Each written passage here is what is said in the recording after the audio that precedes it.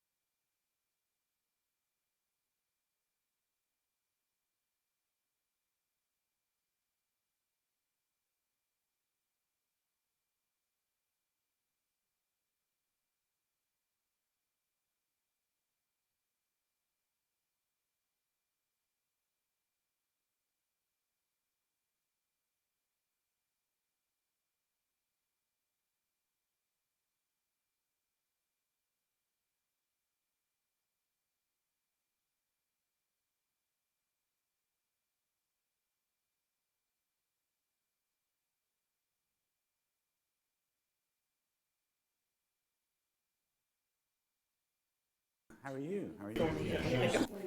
Thank you. Here's the last chapter we did. And here's the current chapter we're in. Good to have you. Good to be back. You've been following on video at all? A couple times, Okay. I have to be honest. I can't say every time, Okay. but a few.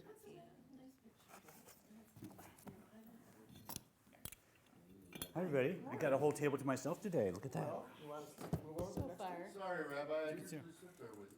Rabbi, Teacher, yeah, Rabbi. Using it in a colloquial sense, I see. Good. How's everybody? good. So first, last class, when I reviewed it, I realized I was like switching words a little. You know, sometimes you're thinking one thing and something else comes out of the garment of speech. So if you're watching it was confusing, yes, I had switched up tzaddik and eved Elokim. So I was talking about a servant of God as the term, and I was using the word tzaddik, so don't be confused. And then at one point I switched tzaddik and Russia, which for me is, easy to do. So if you're watching last week and you're wondering, was that a mistake? Yeah, just a slip of the tongue. I apologize for that. As well, sorry, I have a frog in my throat this morning, so I need a little kickstart.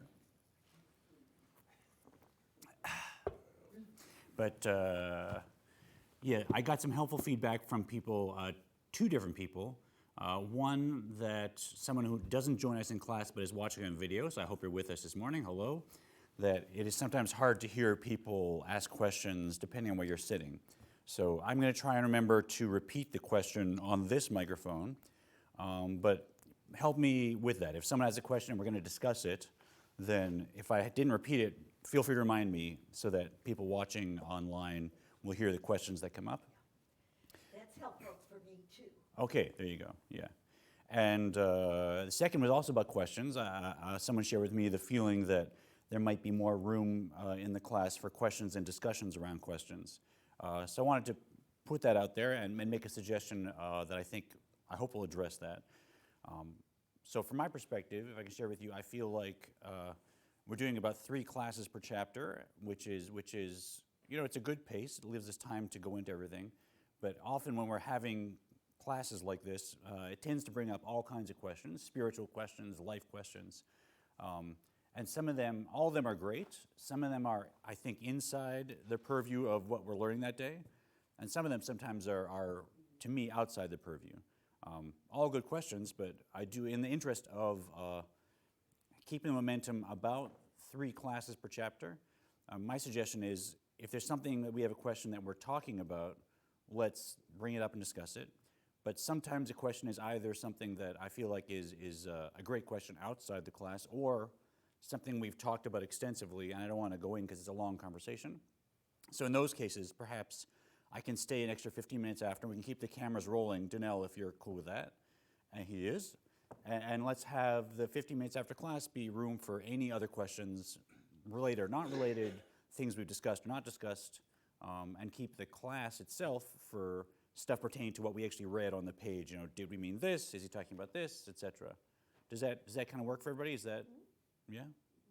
Because I want to honor any questions. It's always fascinating to hear, but also, we can really slow down to a crawl if we go into every spiritual question that comes up, and many do. Yeah. So thank you for that feedback. I appreciate it. Always good. And let me know anything else that comes up, please. Could you start today with about the Omer? We could, yeah. Have we talked about the Omer? We did last year. Have we talked about it this class? Last year we did. Yeah. So the Omer is a practice actually of counting through 49 days between Pesach and Shavuot, and also kabbalistically, from this perspective, examining the 7 emotional attributes. So not the intellect that we've learned about, the attributes of the soul that are the emotional attributes. And one thing about them is they're all inter-included. So each one of them, chesed, for instance, loving kindness, includes within it a whole set of the 7 attributes again. So if you imagine there's this one bright white light, but we know in that white light, if it's sunlight, there's all the other colors in there. Even though our eye doesn't pick up on them, they're kind of hidden within it, right? You'd see it in a rainbow. But looking at a beam of white or yellow sunlight, you don't see it. Same thing with chesed. It has within it all the other attributes again. And we use each week as kind of a prism to open up that light of chesed, for instance, and examine within it chesed within chesed, gvura within chesed, tiferet within chesed. So really fine-tuning each of those sub-attributes within each attribute. So last week we were going through chesed. This week we're going through gevura.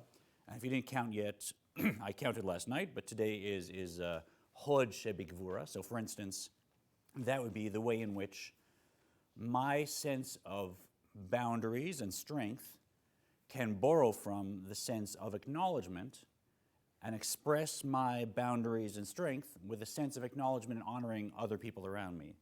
So I'm not just saying, that's my way, forget, I don't want to hear what you're saying, this is my way or the highway. I'm saying, look, here's my limit, this is what I'd like to put out there. I recognize you may have another need, I really want to hear that, I want to acknowledge that, but I'm doing it to better create a boundary that's going to serve both of us, right? I'm not doing it just to be a pushover and to say, well, I'm going to acknowledge you and fade into and let my boundaries vanish, for instance. I'm actually using acknowledgement and humility as a way to express my sense of strength and boundaries, right? So there's a detailed way that each one of the 49 sub-attributes could be expressed, and you examine it each day, and also it's a mitzvah to count the day. So last night I said, today is it the 13th day? 12th. Yeah, 12th, okay.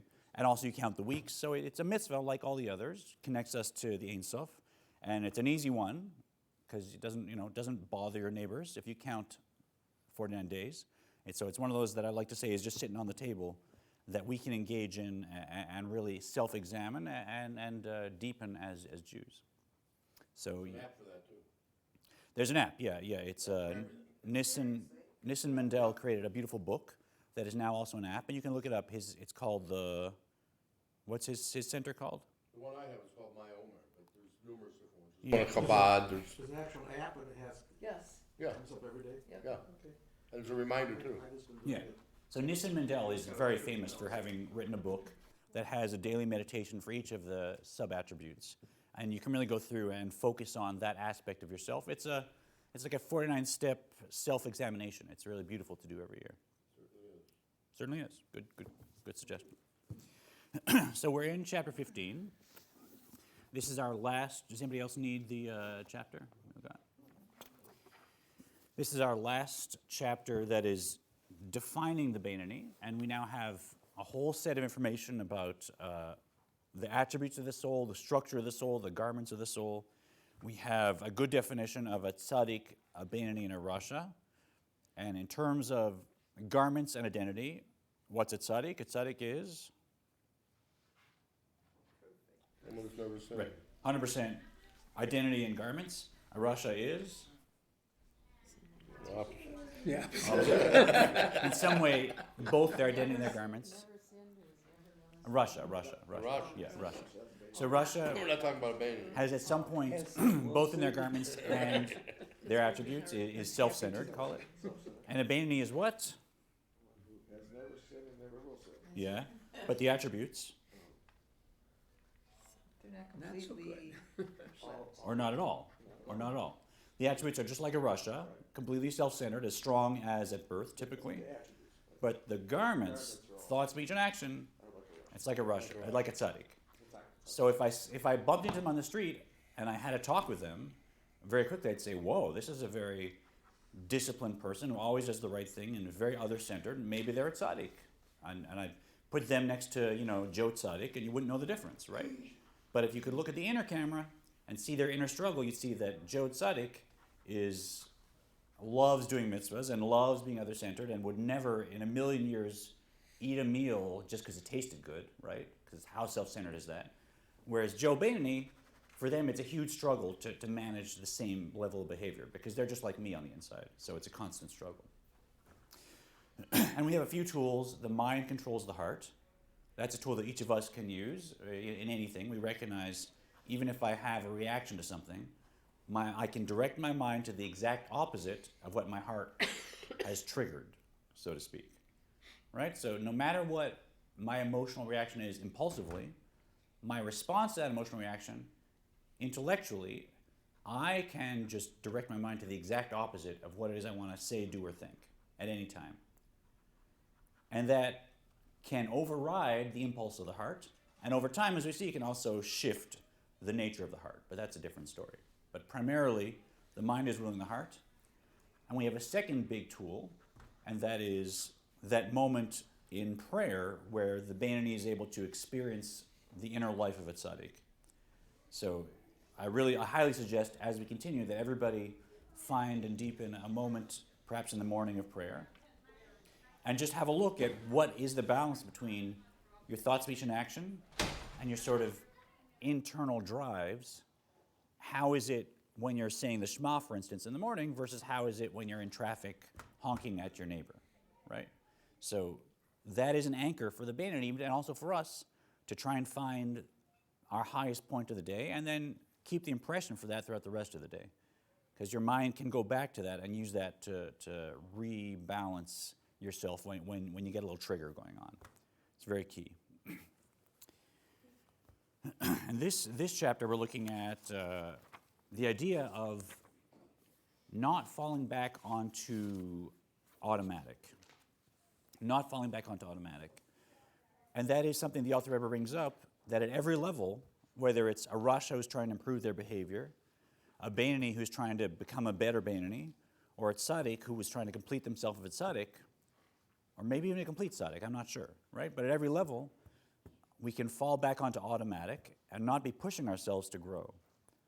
And so he's talking about this idea of one who serves God and one who's a servant of God, right? Or one who serves God and one who serves God not.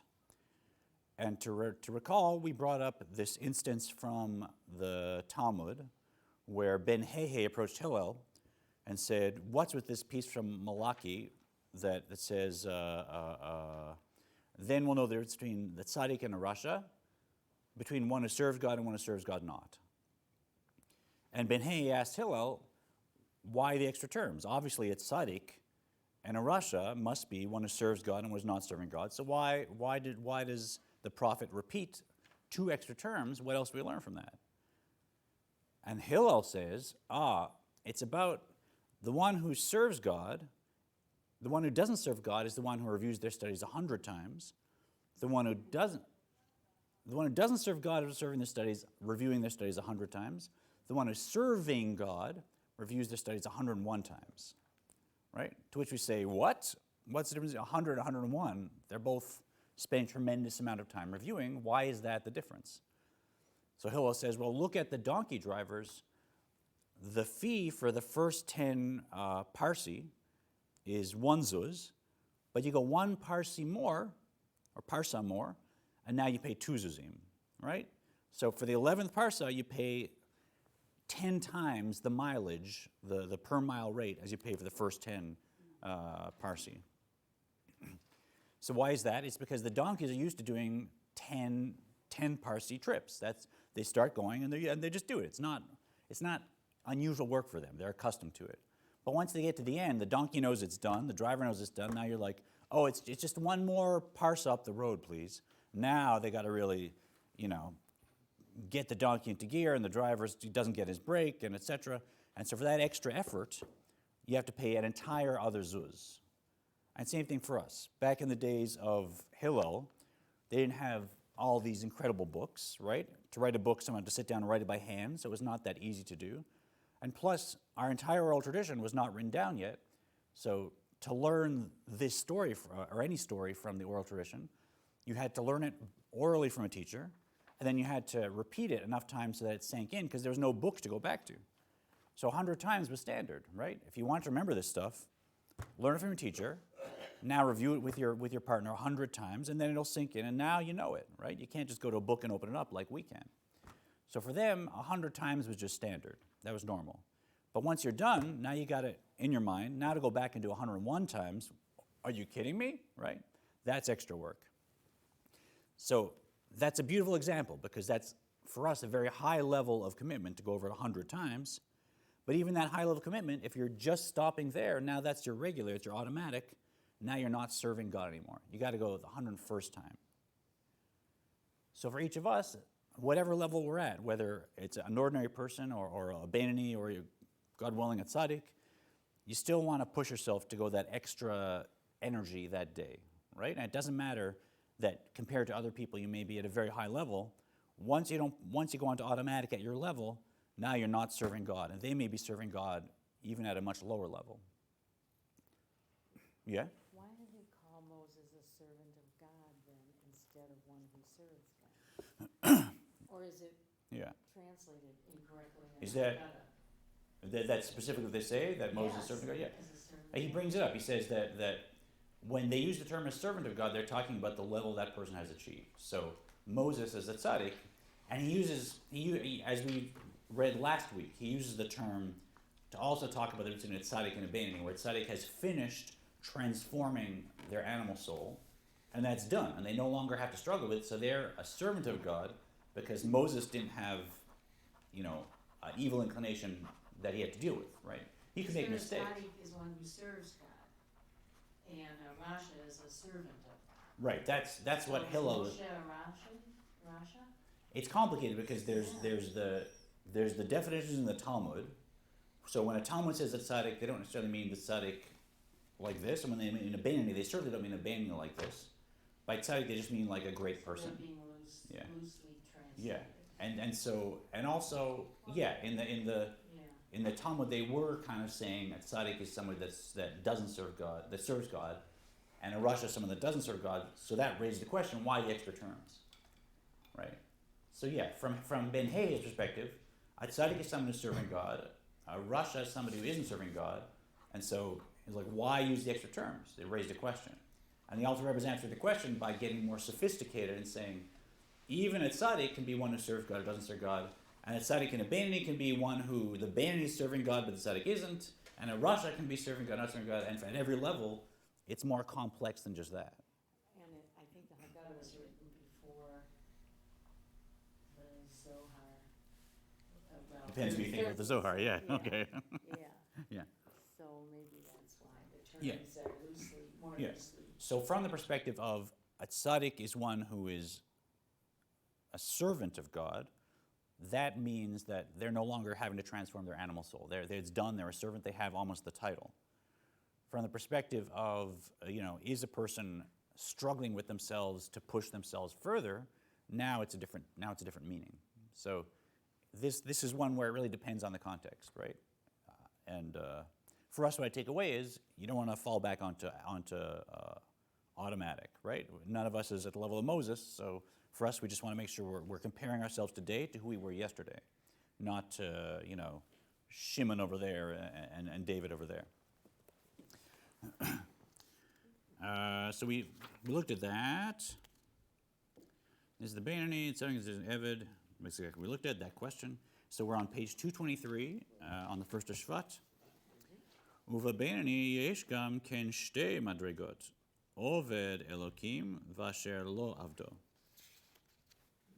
In the category of beinoni, there are also two levels: he who serves God and he who serves him not. Right, so we just looked at tzaddik and beinoni. Now we're getting complicated because now we're looking at the beinoni itself. You can have a beinoni that serves God and a beinoni that doesn't serve God, which seems weird because the whole definition of a beinoni is one who's struggling every day to do the right thing. So this is weird. Where are we going? V'afal pichen eino rasha. Yet he who serves him not is not wicked, although he does not wage war with his evil nature. So who's this person who's not a rasha? So we know they don't have any self-centered thought, speech, or action at any point. They're not wicked, and yet they're not waging war. This is a new personality we haven't met yet. The beinoni who does not serve God. Ki lo avar miyamav shum avera kala. For never in his life has he committed even a minor transgression in the realm of negative commandments. So that's the beinoni. V'gam kiyem kol hamitzvot she'efshar lo lekaiman v'talmud Torah keneged kulam. He has also fulfilled all the positive commandments, which he was able to fulfill, including the precept of Torah study, which is equal to all the other commandments combined. So we know this from our definition of beinoni, rasha, and tzaddik. A beinoni doesn't even waste time when he could have been or she could have been learning Torah. Very, very high level. V'lo fasik pumei migirsa. To the extent that his mouth never ceased from study, despite the difficulty involved in this. Ela yet she'no oseh shum milchama im hayetzer. Yet he is still described as one who does not serve God, for he does not wage any battle against his evil inclination. לנצחו על ידי אור השם המאיר על נפש אלוקית, שבמוח השליט על הלב כנזכר לעיל. To vanquish it through the aid of the divine light that illuminates the godly soul abiding in the brain, which rules above the heart, is explained above. That the godly soul and the divine light illuminating it are the Bayanini's answer to his evil inclination. He who serves him not does not struggle with it. Right, so it's just summing up the question. There's this Bainani who doesn't serve God, not meaning that they ever do anything self-centered. They're just like every other Bainani. And yet, this whole process of letting Chokhmah of Atzilus into their brain and allowing that light to tip the judges and be the third judge that favors on the side of the divine soul, that whole struggle that a Bainani is known for, they're not doing it, right? So why is that? מפני שאין יצרו עומד לנגדו כלל לבטלו מתורתו ועבודתו ואין צריך ללחום עמו כלל. For his evil inclination does not oppose him at all in an attempt to deter him from his Torah study and divine service, and thus he need not wage any war against it. So this is the key. This person, and I don't know if I know anyone like this, but apparently there are some animal souls where it's a pretty timid animal soul, right? It's not a feisty animal soul. It's not an animal soul with big appetites. It's just an animal soul that, you know what it likes? It likes doing Torah mitzvahs. That's what it likes to do. Like, you ever know somebody that they didn't want to go out when they were young and have fun with their friends? They just wanted to stay home and read, Dostoevsky or something, right? Or they're just as happy sitting at home reading, Winston Churchill's biography as going to a bar. That's just their idea of a good time, right? So you didn't have to go to them and say, you're staying out too late, because they just settled in with a book. And was it the Tanya, or was it a novel? Doesn't matter. That's what they like. They're happy to sit quietly and read and learn. Call them sort of an austere person, maybe, right? But apparently there's people that's their animal soul. They can quite easily rise to the level of being a Bainani, but really because that's their animal soul's taste. That's the nature of their animal soul. It's not that they had to break their animal soul and wage a war against it. That's just their idea of a good time, so to speak, right? So I don't know if you've ever met anyone like this. I haven't. But we're told they exist, and it may be a rare thing, but at least in shades, some of us are like that. Some of us have animal souls that have larger appetites in some areas, and other areas where I'm just not tempted, right? So I can understand that robbing a bank has not occurred to me in the past 10 years, but it's not typically something that I have to stop myself from doing. My animal soul is not running after that, and it's not a big fight for me, right? So they're basically like that with everything. They just don't get a lot of pushback from their animal soul, and they're pretty happy doing what we're doing now, which is sitting and learning and quietly living their life.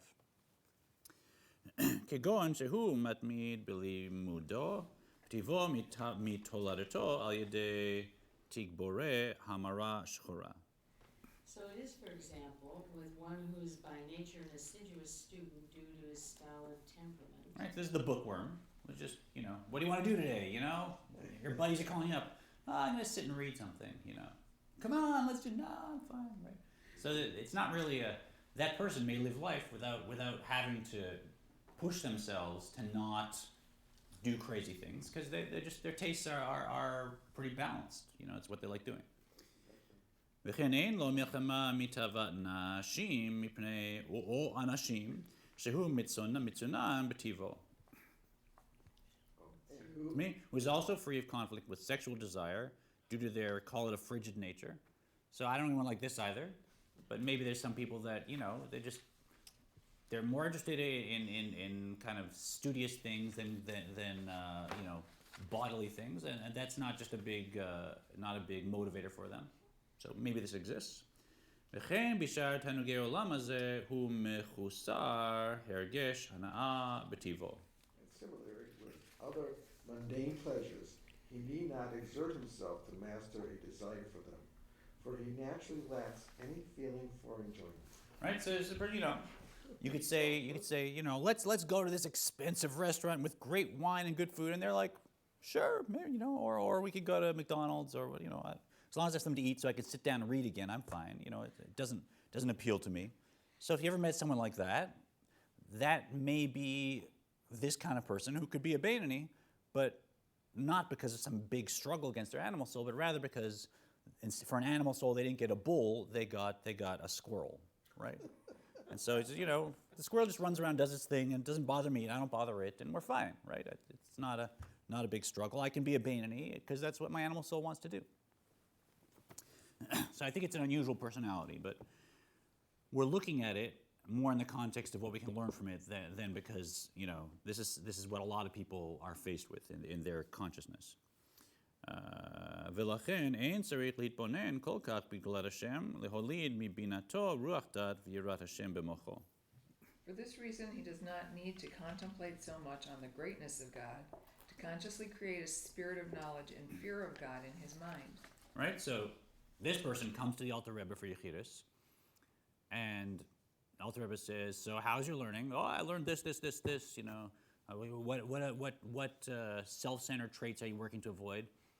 I can't think of anything self-centered I did this year. I think I've done pretty well. Nothing? No, really nothing, And they're at a level of Beinoni. They have no technical faults or no technical work to do.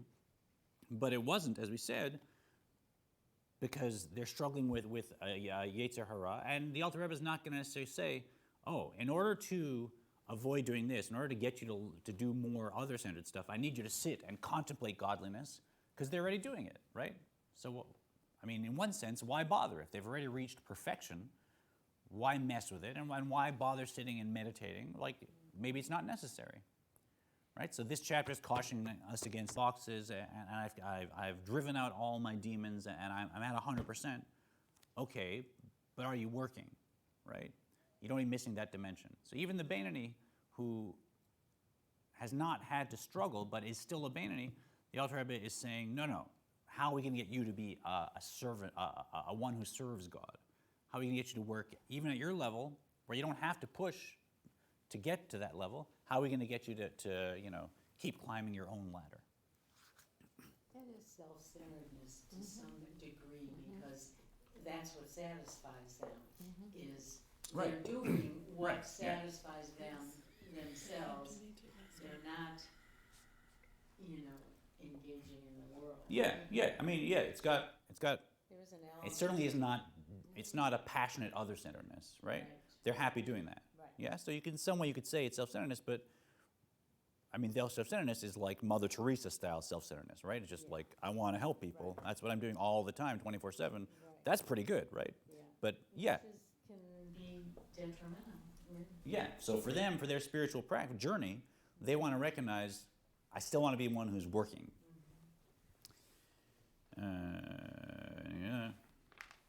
ולהישמר שלא לעבור על מצוות לא תעשה.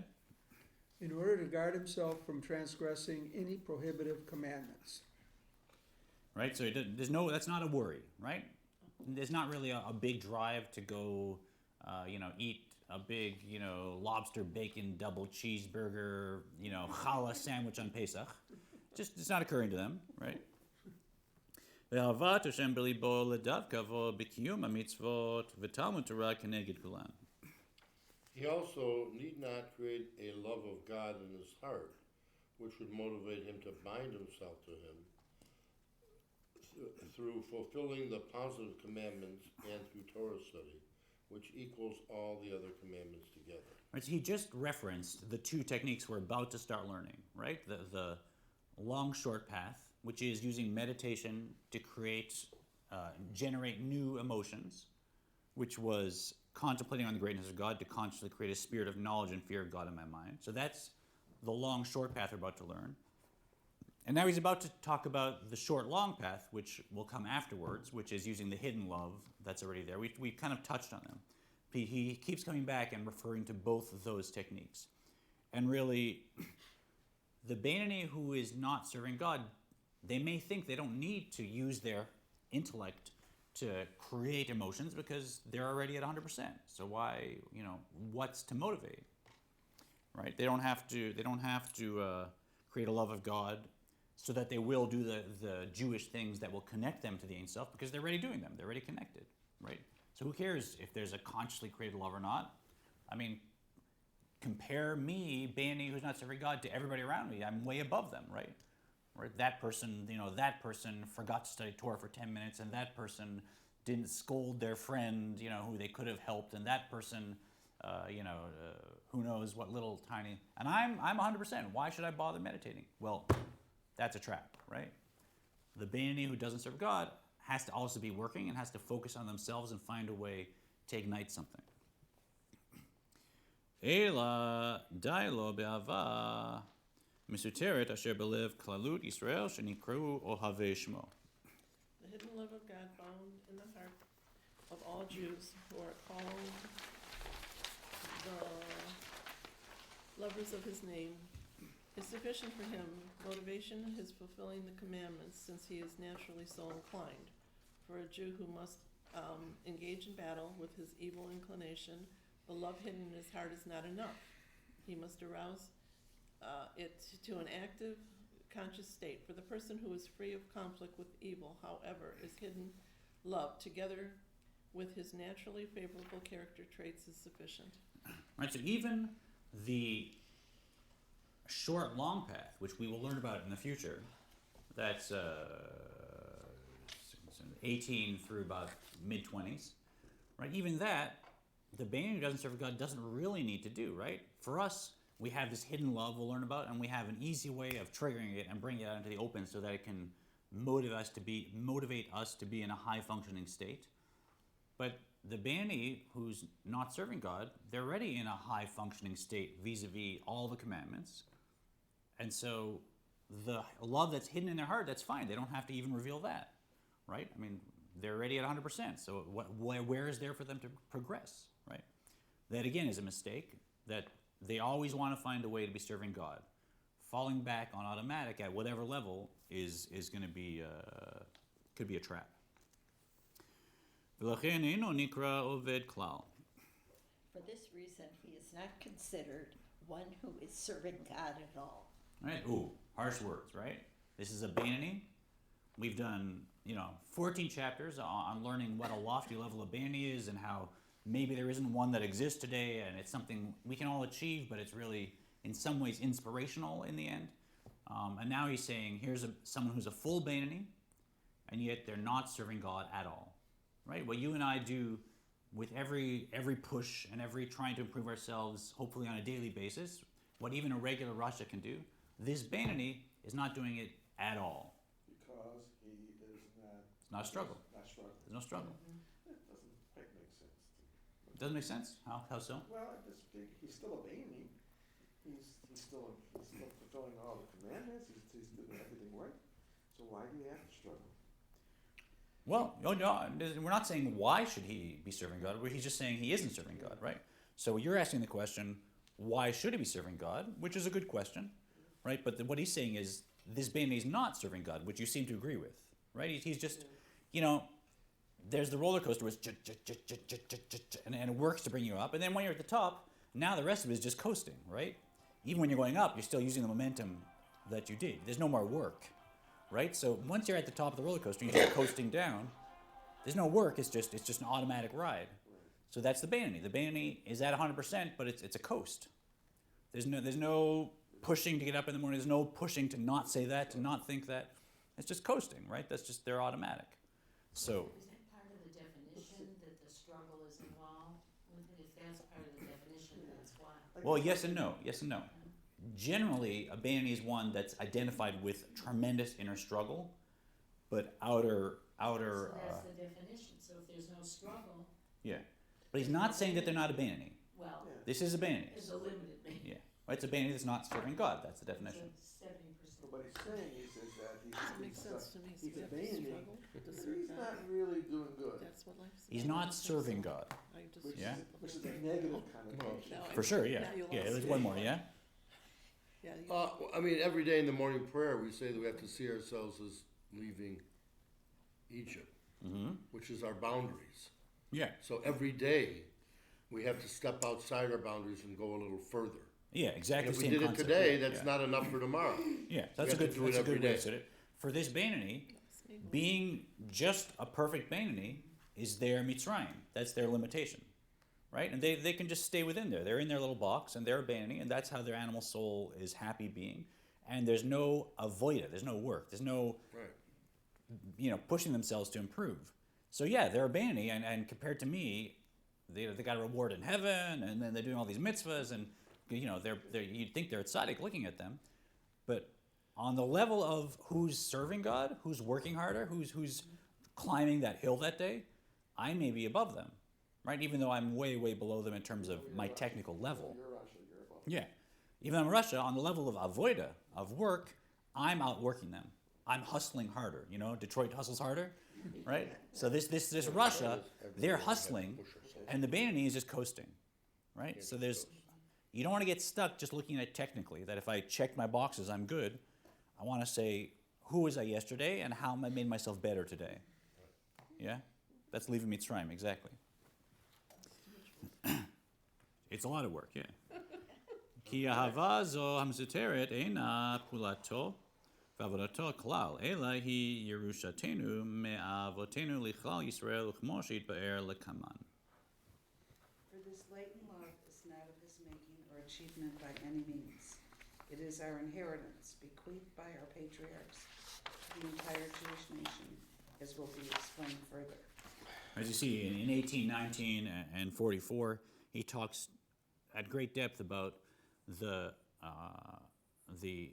short long path, which relies on, when we chant the Amidah, and we say Elhei Avraham, Yitzchak, Elhei Yaakov, Elhei Sarah, Elhei Rachel, Elhei Leah, pardon me, that those patriarchs, and for us matriarchs, represent Chesed, Gevur, and Tiferet, and open channels of love for God and respect for God that change the fabric of the universe and that each one of us inherits.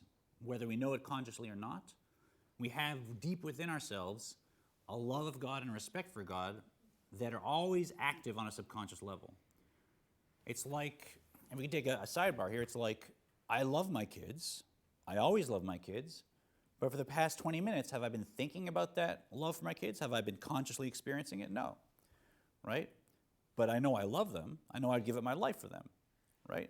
So I can have a love for my kids that I'm not consciously experiencing at a moment. And if I had to do something important for them, I might have to conjure up that love. I have to think to myself, these are my kids. I would give up my life for them. Of course I'm going to schlep and go and do. I might have to think about my kids to the point where now I'm motivated to do anything that I need to do for them, right?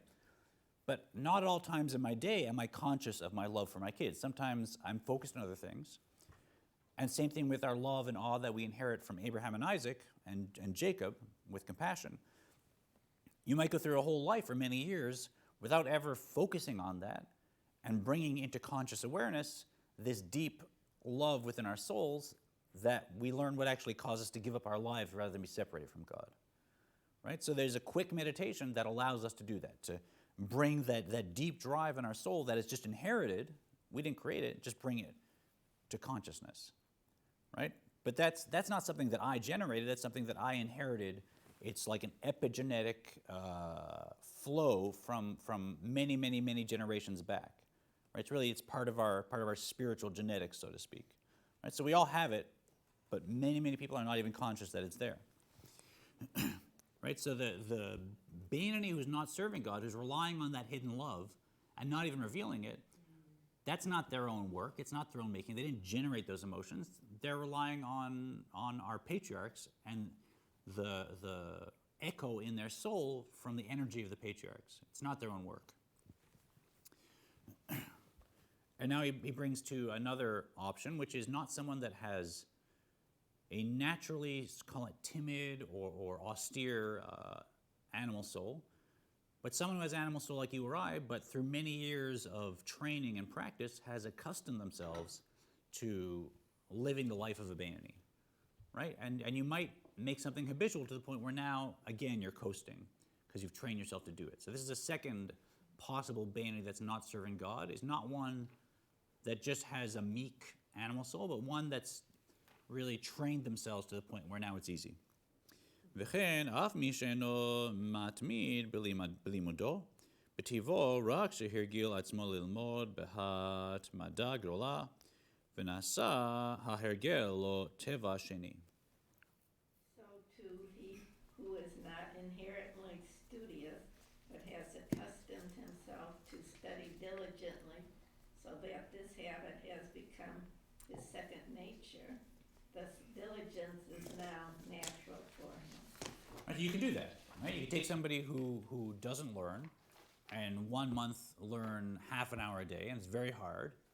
Next month learn 45 minutes, next month learn an hour, next year learn 2 hours, and after a decade or 2 decades, they're used to learning 3 or 6 hours a day or whatever it is, and also all other centered attributes that they might put in, and they've worked and worked and worked at it to the point where they're a professional, right? I mean, someone comes to do my floors in my house, and they sit there for 8 hours, you know, with the nail gun and chung, chung, chung, doing a beautiful job.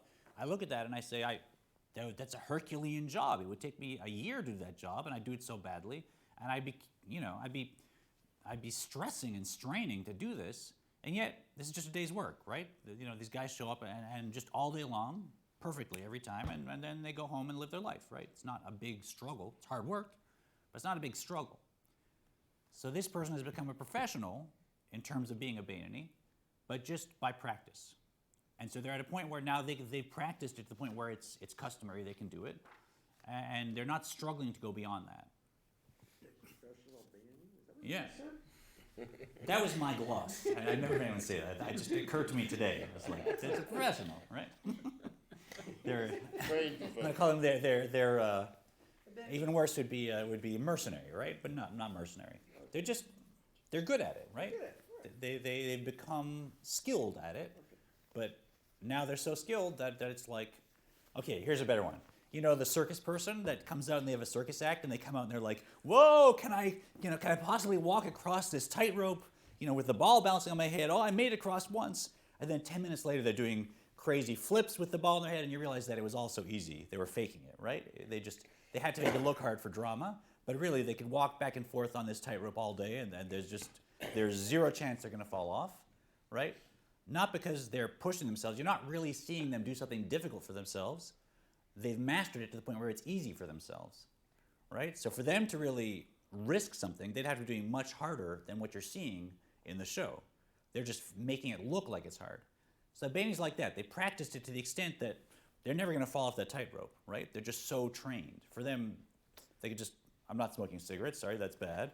They could be drinking tea and walking across the tightrope all day. They're never going to fall off. It's not a challenge. So that's the Beinoni that's practiced to the point where they're accustomed and they're not struggling anymore. They're not pushing anymore. It's like muscle memory. It's muscle memory, yeah. They go, they do it. How's that different from the tzaddik, who doesn't have to push anymore and? Because the tzaddik has transformed the animal soul, so it's not there anymore. It's another divine soul. The Beinoni has trained the animal soul so that it will just comply. But the animal still sits there, maybe dormant. The effect is the same. Yes, 100%. The effect in terms of thought, speech, and action is identical. Yeah. Well, the effect of he who serves and he who not serves are the same too. The behavioral effect, yeah. The outside of it. On Yeah. the outside. All these levels, the Beinoni who doesn't serve They all God, look the same. up through to the complete tzaddik on the outside are identical. That's the thing. Yeah. Yes, you're talking about somebody that's a very rare individual that their behavior is like saintly, and yet we're saying they can sink from the point of service so low that they're not serving God at all. If they just rely on their muscle memory, if they rely on their practice and conditioning. And tzaddik doesn't do that? No, even a tzaddik, in their own way, Yeah. has to worry about this, Yeah. right? In the last 2 minutes, let me just frame this. Where are we now? Top of 227. We did. 227. Yeah, let's do that. די לו באהבה מסותרת זו, אלא אם כן מוצא ללמוד יותר מרגילותו. For him too, the hidden love of God is now sufficient, unless he wishes to study more than he usually does. To do so, he must arouse a conscious love of God in his heart. Only such a love can supply the strength necessary to free himself from the restraints of his acquired nature. Right. So let me wrap this up, and next week we'll finish the text, because the rest is kind of going over things we discussed. But what he's talking about here is, if I'm somebody that for me 100 times is not working, and if I'm a Bainani, and there's nothing I can do to improve my behavior, so how do I now become someone who serves God? Like we've already said it. I've reviewed my studies 100 times, I've done every mitzvah I could find. Exactly. For me, 101. And what if I'm used to doing 101 times now? That's my question. Now then what? Two. You gotta bump it up. 102. There's always 102, right? So whatever level I'm at, there's always one more step. And I always want to take, even if it's a little bit of time, and I think if you experiment with this in your own lives, if you got something that you're used to doing, and then you add a little extra to it, that little extra, it's like, now you're pushing yourself, right? So whatever level you're at, you always want to find the next step where now you're working again. And what it really is, and this actually goes back to the end of chapter 14. Until the middle of chapter 14, we've been looking at the idea of don't be a Rasha, right? Which is, we've learned, be a Bainani, right? When he says don't be like a Rasha, pardon me, he doesn't mean don't actually be a Rasha. It means be a Bainani who's... Sorry, rewind that. No, really. The idea of don't be a Rasha is to be a Bainani. But there's also the part of the oath that says, try to be a tzaddik, right? And although we've kind of dismissed that from our minds, that we can't be a tzaddik and it's a special soul, we still have the oath to try to be a tzaddik. So from the middle of 14, or the end of 14 till now, he's actually showing how anybody at any level can still try to be a tzaddik. And that is by not falling onto automatic, right? At the end of 14, he talked about this strange meditation where I meditate on, that food will become disgusting after I eat it. And I try to be like a tzaddik in terms of having a certain revulsion for any self-centered drives, right? Even though I know I'm fooling myself, I'm really a Rasha, or maybe a Bainani, who's just imagining having sort of a revulsion for self-centered activity. I should still sit and take some time to meditate on it and at least try to be like a tzaddik in having revulsion for anything self-centered. So that's one way that we can try to be a tzaddik even when we're just a Rasha or a Bainani. And this chapter is all about that next step as well, that no matter what's happening, even if I know the best I can be is be a Bainani, and I will never rise to the level of a tzaddik, my way of trying to be a tzaddik is by always making sure that I'm a Bainani or a Rasha that's serving God. Right? That whatever level I'm at, I'm not content with that level, but I'm reaching towards that idyllic image of a tzaddik, and that I'm trying to be that. And that whatever level I'm at, I don't stop and say, that's good for today. Right? I'm going to coast on this. Maybe I'm not a Rasha, right? I'm going to coast there. I'm definitely not a Rasha. That's great. But I also want to try to be a tzaddik. So especially a Bainani who's already said, I'm not a Rasha, right? I've reached the level of Bainani. I still have to fulfill the vow of trying to be a tzaddik by now doing the 101st time. I'm making sure that I'm comparing myself to what I was yesterday, and I can say, I've taken a baby step away from that, right? I've stepped out of that boundary, and I've grown a little bit, even though technically you can't measure on the outside. I was at 100%. On the inside, I've taken a step outside of who I was yesterday.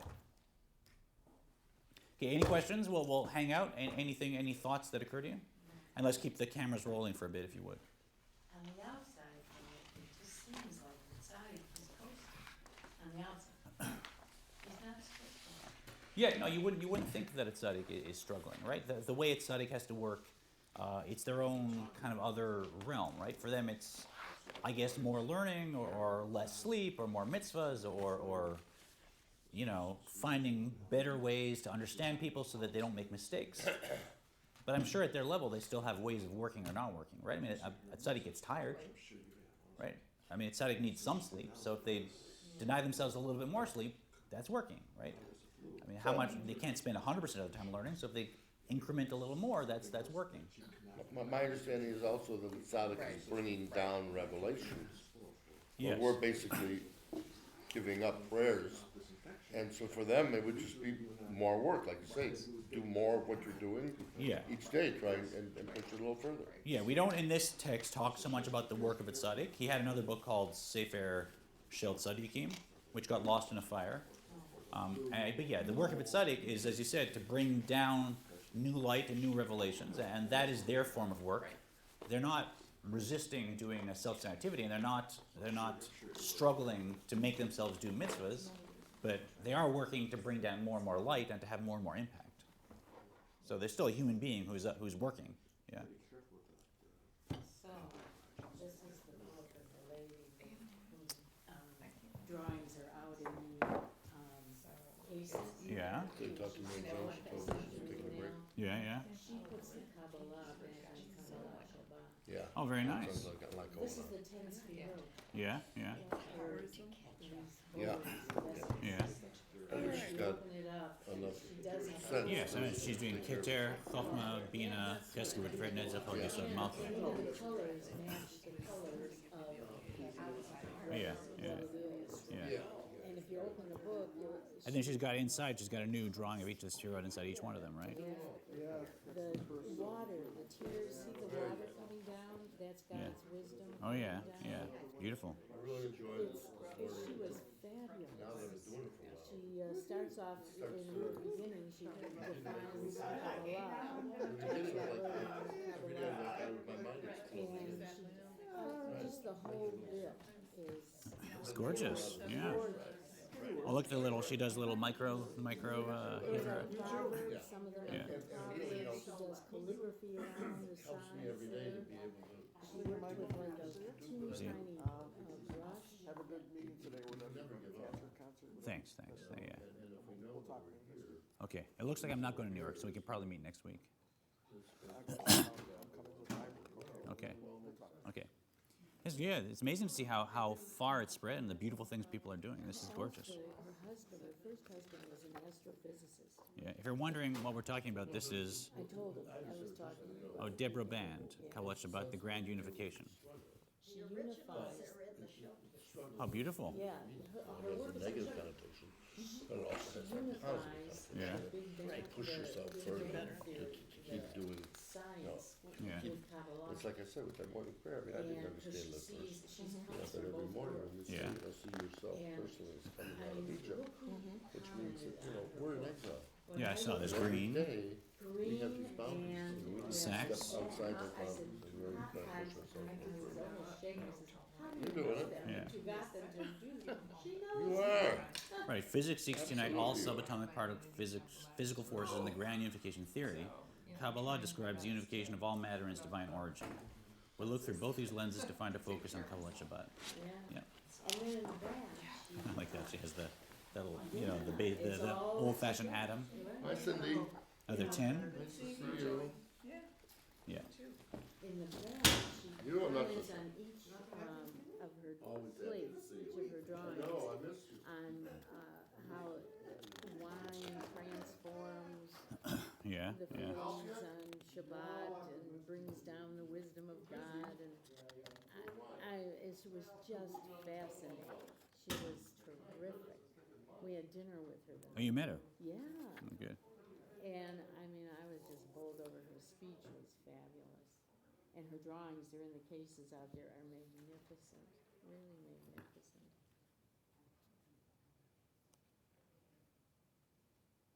It was quite an experience, it really was. Beautiful. She knows everything.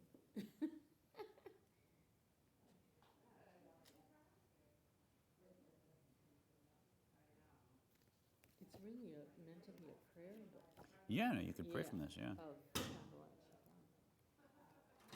Gorgeous. All right, It's I'll just have a look at our different works. dimension of Kabbalah and how it really is a part of her world, you know? Yeah. And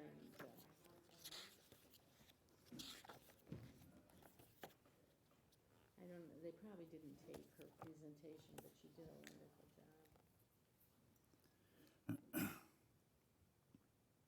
Here's a beautiful piece about wine and water and, Oh, the yes. difference between wine and water. Look at that gorgeous wine Yeah, cup with yeah. the tree, the roots. And she's got the superconscious. She's got like the two Yeah. aspects of Keter in here. Yeah, You know, she's got Tanug, the inner aspect, and then Rutz on the outer aspect. okay. And look at the wine cup and how the Yeah. roots coming down. Yeah, it's gorgeous. Good for her. Oh my gosh. I'll look at it as I go by. Talented. How are you? Thanks, Danelle.